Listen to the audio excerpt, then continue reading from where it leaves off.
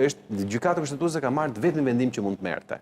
Për shumë arsye. Pra tregon që institucionet tona drejtësisë po funksionojnë. Jo. Çfarë? Jo, pra jo, se është i njëjti, për shembull, kjo gjykata kushtetuese është e njëjta që e ka kthyer Shqipërinë në një kamp refugjatësh, që ka lejuar me firmeve me vendim që këtu të ketë një kamp refugjatësh me jurisdiksion që s'ka lidhje fare me kjo është shumë e rëndë. Kjo është shumë e rëndë. Kjo është gjë më normale që ka ndodhur. Po atëherë si ta lexojmë vendimin e sotëm? Ore, po minimalisht faleminderit që nuk vendosën një precedent tjetër të rrezikshëm, sepse po të legjitimohej ajo gjëja.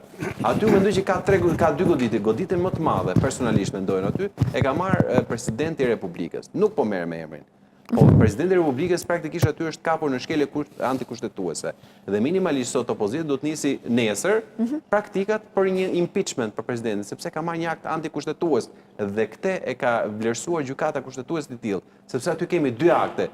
E para ka ndodhur, si më thënë, akti i parë është shpallja e pavlefshme e shkarkimit të Zotit Velie dhe akti i dytë, vendimi i dytë brenda një vendimi është shpallja e pavlefshme e dekret Presidentit të Republikës që është cilësuar. Po shmerën shkelje presidentit se VKM-ja. Sepse Këshilli i Ministrave këtë punë ka. Kurse presidenti është garanti kushtetutës, siç është edhe gjykata kushtetuese. Pra, këtu kemi disa gjëra. Politikisht pastaj sigurisht ne mund të bëjmë një lexim se kush përfitoi. Politikisht sigurisht. Unë besoj, politikisht zoti Rama siç po Pra e mundi Velia i Ramën apo e rrëzoi e rrëzoi drejtësia Ramën. Pyetje po. Velia sot me këtë vendim që era fjala, siç e lexoj, ndoshta mund ndryshoj gjëja, sot zoti Velia i zgjatet agonia e qëndrimit në burg. I zgjatet agonia e qëndrimit në burg. Është lënë një karrige që sulet dot. Sepse ç'a ndodh? Duke qenë kryetari i Bashkisë së Tiranës, plotësohen parakushtet me cilat ai mbahet sot gjithë ditën në burg nga ana e strukturës posaçme antikorrupsion, sepse si njeri me pushtet, ai një, po të kthehet në detyrë, mund të prishi provat dhe dy, mund të intimidoj dëshmitarët.